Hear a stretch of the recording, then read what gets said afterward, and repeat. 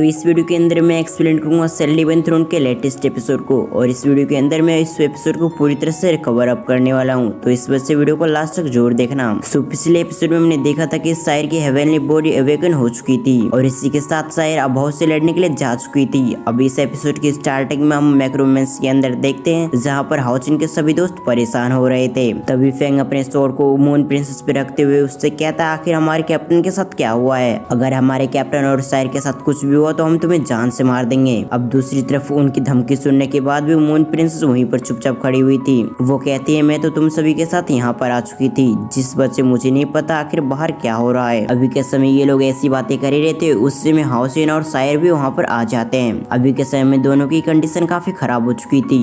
अब उन दोनों की कंडीशन देखकर ब्रदरली काफी परेशान हो चुके थे। सभी लोग उसके आसपास आते हुए उन दोनों को ठीक करने की कोशिश करते हैं। यहाँ तक ब्रदरली अपने काफी सारे पिल्स को हाउसिन को भी खिलाते हैं ताकि वो ठीक हो जाए, लेकिन ब्रदरली का किसी भी पिल का हाउसिन पे असर नहीं हो रहा था, जिस वजह से सभी लोग काफी परेशान हो चुके थे। तभी देखते देखते हाउसिन के माइंड से वहाँ पर गॉड ऑफ नेचर आ चुकी थी। गॉड ऑफ नेचर को देखने के बाद तो सभी लोग शॉक्ड रह गए थे, लेकिन इसके साथ साथ वो काफी खुश हो जाते हैं। जिसके बाद गॉड ऑफ नेचर अपनी पावर का इस्तेमाल करते हुए हाउसिन और सायर को रिकवर करने की कोशिश करती है, लेकिन उसे पता चलता है कि अभाव ने उसके ऊपर काफी खतरनाक पॉइजन डाल रखा है, जिस वजह से वो उसका इलाज नहीं कर सकती और इस वजह से वो खुद भी घायल हो जाती है। गॉड ऑफ नेचर अपने आप को संभालते हुए सभी से कहती है अभाव ने इसे काफी खतरनाक पॉइजन दे दिया है, जिसका इलाज मैं भी नहीं कर सकती। अब उसकी बातों को सुनने के बाद हाउसिन के टीममेट और भी परेशान हो चुके थे। वो सभी गॉड ऑफ नेचर से कहते हैं आखिर हम हाउसिन को कैसे ठीक कर सकते हैं और इसके साथ साथ सायर को कैसे ठीक कर सकते हैं। अब कुछ सोचते हुए गॉड ऑफ नेचर उन सभी से कहती है हाउसिन को कुछ समय के अंदर हमें रिकवर करना होगा, अगर हमने ऐसा नहीं किया तो वो जान से मारा जाएगा। और इसके साथ साथ जहाँ तक रही सायर की बात, तो उसने अपनी हेवनली बॉडी को एक्टिवेट किया है और इसी के साथ ही वो अभाव से लड़ने के लिए उसी समय जा चुकी थी, जिस वजह से उसकी पावर अनस्टेबल हो चुकी है और इस कारण से वो बेहोश हो चुकी है, लेकिन कुछ समय के अंदर वो पूरी तरह से ठीक हो जाएगी, जिस वजह से हमें हाउचिन को बचाने पे ज्यादा फोकस करना चाहिए। अब उसकी बातों को सुनने के बाद सभी लोग इसके लिए एग्री हो जाते हैं। अभी के समय ये लोग ऐसी बातें कर ही रहे थे कि उसे बाहर निकलना होगा, लेकिन उसी समय हम देखते हैं आइस पेपर वहाँ पर आ चुका था, जो कि सभी से कहता है हम बाहर अभी के समय नहीं निकल सकते क्योंकि अभाव ने काफी सारे इनाम रख दिया हाउचिन और तुम पर, जिस वजह से कोई भी डिमंस अगर तुम्हें देखेगा तो वो अभाव के पास तुम्हें ले जाएगा और इसके बदले उन्हें काफी बड़ा इनाम मिलेगा, जिस वजह से काफी सारे डिमंस तुम लोगों को ढूंढ रहे हैं और इस कारण से अभी के समय हम बाहर नहीं जा सकते। अब इस बात को सुनने के बाद सभी लोग और परेशान हो चुके थे क्योंकि वो सभी बाहर नहीं जाएंगे और हाउचिन को ठीक नहीं करेंगे तो कुछ समय के अंदर हाउचिन खत्म हो जाएगा। और दूसरी तरफ हम फेंग को देखते हैं जो कि प्लान बना रहा था कैसे वो लोग यहाँ से निकलेंगे, लेकिन उससे कोई भी रास्ता नहीं दिख रहा था कि वो डिमन हंटिंग कैंप वापस जा सके, क्योंकि डिमन हंटिंग कैंप में हाउचिन का इलाज हो सकता था। अब दूसरी तरफ हम मून प्रिंसेस को देखते हैं जो कि हाउचिन को पहले से पसंद करती थी। वो भी हाउचिन की हालत को देखकर काफी परेशान हो जाती है, इसीलिए वो हाउचिन को बचाने के लिए हाउचिन के दोस्तों को एक प्लान बताती है। अब उसके प्लान को सुनकर सभी लोग शॉक्ड रह गए थे। अब अगले सीन में मून प्रिंसेस को देखते हैं जो कि घायल होने का नाटक कर रही थी, जिस वजह से वहाँ पर काफी सारे डिमंस आ चुके थे, जो कि उससे सवाल करते हैं मून प्रिंसेस आखिर आपको क्या हुआ। और दूसरी तरफ उन सभी डिमंस के पीछे से हाउचिन के दोस्त निकल चुके थे। अब दूसरी तरफ हम मैक्रोमैंस के अंदर देखते हैं जहाँ पर उन हाउचिन के दोस्त सायर को बचाने की कोशिश कर रहे थे और साथ साथ अपनी स्पिरिचुअल एनर्जी देकर उसे होश में लाने की कोशिश कर रहे थे,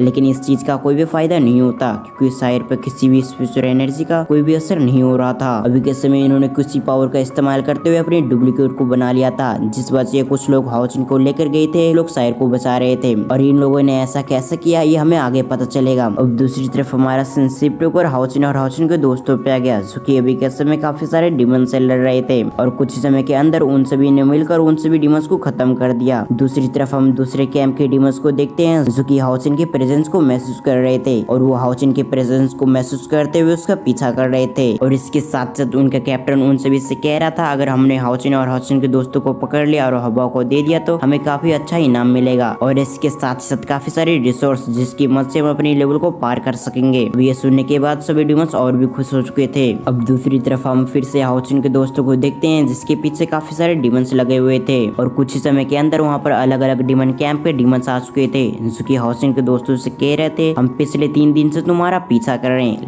लेकिन तुम पिछले 3 दिन से हमें नहीं मिले हो, लेकिन आज तुम्हारी किस्मत काफी खराब है जो कि तुम हमें मिल चुके हो। हम तुम्हें अभाव के हवाले करके काफी सारे रिसोर्स पार लेंगे। अभी के समय वो ऐसा बोल ही रहा था, उस समय वहाँ पर काफी सारे डिमंस आ जाते हैं, जो कि पहले डिमंस से कहता है इसे हमने ढूंढना था, जिस वजह से हम इसे ले जाएंगे। अभी ये सुनने के बाद उन सभी में एक बड़ा लड़ाई हो जाता है, क्योंकि अभी के समय सभी लोग रिसोर्स के पीछे पागल हो चुके थे और यही हाओचिन के दोस्तों का प्लान भी था कि वो एक दूसरे डीमंस की लाइन को एक दूसरे को खिलाफ कर देंगे, जिसका फायदा उठाकर वो उन सभी डीमंस को खत्म कर सकते हैं। और उनका ये प्लान वर्क भी किया। हम देखते हैं कुछ समय के अंदर काफी सारे डीमंस मारे जा चुके थे और इसमें हाओचिन के दोस्तों ने भी काफी बड़ा योगदान दिया था। वो भी अपनी पावर को एक्टिवेट करते हुए उन सभी डीमंस से लड़ रहे थे, जिस कारण से कुछ समय के अंदर वो सभी डीमंस मारे जाते हैं। अभी के समय उनका इतना काम था कि उन्हें हाओचिन को लेकर यहाँ से जल्द एस्केप करना था। अभी के समय वो सभी हाओचिन को लेकर आगे की तरफ बढ़ रहे थे ताकि वो हाओचिन का जल्द से जल्द इलाज कर सके। लेकिन इससे पहले वो लोग ज्यादा दूर जा पाते उससे पहले वहाँ पर एक फायर अटैक होता है, जिस वजह से हाओचिन के कुछ दोस्त घायल हो चुके थे और देखते देखते वहाँ पर कुछ डीमंस आ जाते हैं, जो कि हाओचिन के दोस्तों से कह रहे थे तुमने अच्छा प्लान बनाया, लेकिन अब हमारे अलावा यहाँ पर कोई नहीं बचा और इसके साथ इंसान से ज्यादा डीमंस पावरफुल होते हैं। तो ये कहने के साथ ही वो हाओचिन के दोस्तों पे अटैक करने लग गया। और दूसरी तरफ हम हाओचिन के दोस्तों को देखते हैं जो कि उन डीमंस का सामना नहीं कर पा रहे थे, क्योंकि अभी के समय वो डीमंस उन सभी से काफी ताकतवर था, जिस वजह से उन सभी की हालत खराब हो चुकी थी। अब वो डीमंस उन सभी को मार पाता उससे पहले वहाँ पर किसी की पावर एक्टिवेट हो चुकी थी,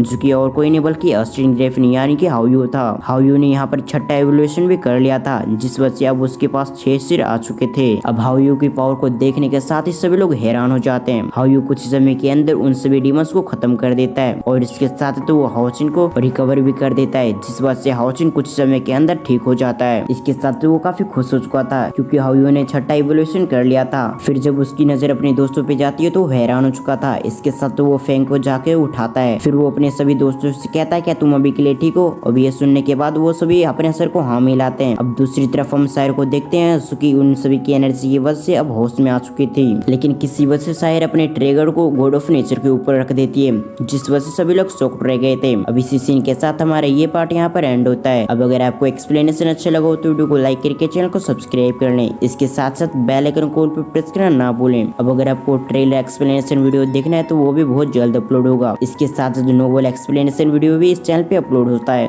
जिस वजह से आप चैनल को सब्सक्राइब करना ना भूलें।